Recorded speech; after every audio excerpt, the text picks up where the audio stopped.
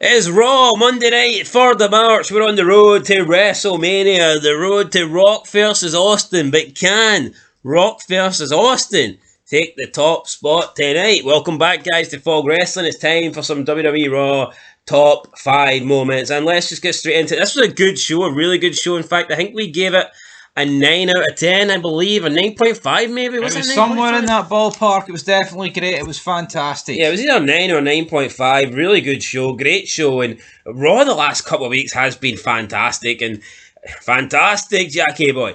In comparison to SmackDown, it's like, I honestly don't know how people can... I've never preferred SmackDown over Raw. But honestly don't know how people can prefer SmackDown at this current point. No, absolutely not. SmackDown is god-awful. Raw... Raw was smoking SmackDown when it didn't have Austin Rock and McMahon and things like that, but you add those factors in, man. By God, it's some good shit. I mean, we're talking about some of the most iconic promos tonight. Yeah, some great stuff. So, let's get into it. Number 5, Tess versus Jericho. Obviously, this feud has been going on for a while. Tonight, we got the match. Tess tried to beat up Jericho. Jericho had some outside help from Christian Cage. We then seen a concerto attempt on Test after he lost the match, and he pushed Stacey out the way, and he got hit with the concerto. So Jericho looks like he's continuing to try and just bully Stacey Keibler.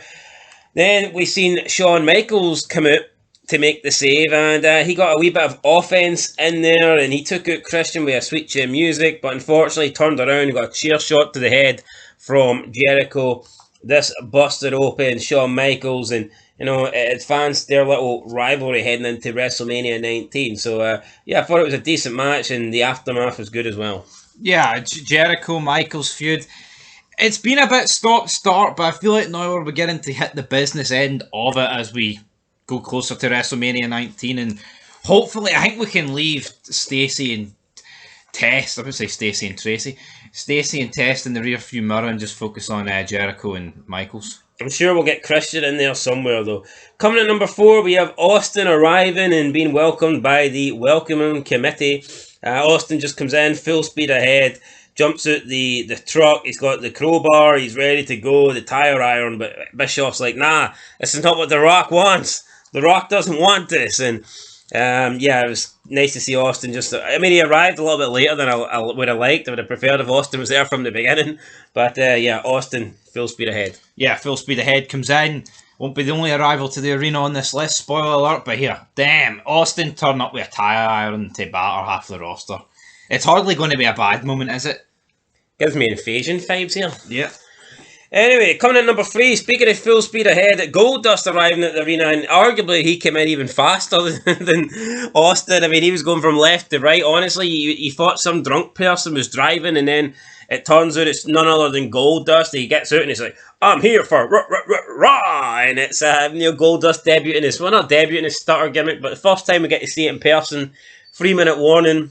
Expected it to be Austin. When it was Goldust, it was like, what the fuck is going on with this Gold Freak? Yeah, what is going on with this Gold Freak? He's swerving left to right due to the stutter. WrestleMania! 3-minute warning, bottling it. I say bottling it. I'd bottle it for Goldust as well. Guy's a scary man, especially with a stutter, so brilliant. And from behind, so yeah, yes. I don't know if I'd trust Goldust. But coming in at second place, we have Rock and Austin. Big promo at the end to end the show.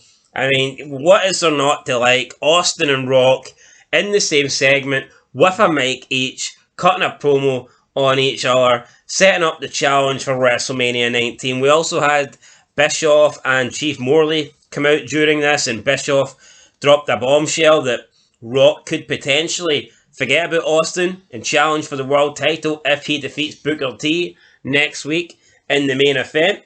I don't think that was really necessary, because I think everyone's just... Once you've teased Rock versus Austin, it's like we don't want anything else. Yeah, we don't want Rock. I mean, Rock Triple H for the belt's still massive, don't get me wrong, but it's so incredibly unfair on Booker T, it makes no sense.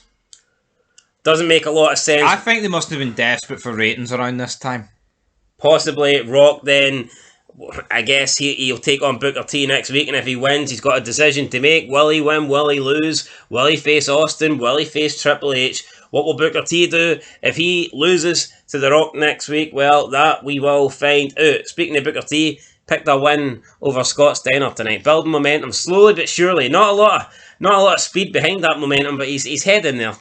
He is heading there, but he did get buried in the opening 15 minutes of the show, so the only way was up, to be fair. But I suppose so. And then, speaking of the only way going up, into number one, and I don't think anything was going to go up and beyond this. It was the Rock Hurricane Coach. Rock making fun of Coach, accusing Coach of copying The Rock's hairstyle. Just the Rock bashing Coach, as he always does. Goes in to his dressing room. He's going to play guitar. But what's behind the curtain? What's behind the door? It's the Hurricane. It's the Hurricane. It's nothing. He knows you. The Hamburglar. Brilliant. You know, nothing us two jobbers say is going to fucking put this promo over any more than you need to go watch it. But it's one of the most iconic promos of all time for me. It's comedy. It's just comedy at its best, in my opinion, man. Doesn't get much better than this. You had to deliver something good to eclipse The Rock Austin. I mean, The Rock Austin, I'm not saying it was perfect, but something's good when it's by far clear the Rock Austin segment. Yeah, and that's what this was. Just fantastic for The Rock, fantastic for the Hurricane, and just brilliant. You need to go and watch this. I mean, definitely one of the funniest promos I think I've seen in wrestling. Yeah. No, it definitely is. But the whole Rock Hurricane feud, it doesn't last long, but it's like, that's what's so fucking great about it, right? It might only last maybe a month at tops, but it's amazing. It's like, see today, it's like, holy shit, they would look at the segment, like you got Punk and Drew, and they drag it out for like almost a year. It's shite. Yeah. But I mean, Rock's feuding with Austin while this is going on, especially now at this. But look at Jericho and Michaels, but Jericho's also feuding with things going on. People pretend that you never had that back in the day. Of course you did, damn it. Whatever, man. Rock Hurricane. I'm just glad we got something short in there to buy us a bit of time until WrestleMania, because I think this is one of the most memorable feuds of all time, especially when you consider how short it was. Rock Hurricane, what a promo, guys. You got to go and watch it. But anyway, that's it for our top 5 moments for Monday Night Raw. We'll catch you up next for, I believe, an ECW review. So that's it, guys. Till next time, Beanfog Wrestling. Thanks for watching, and peace.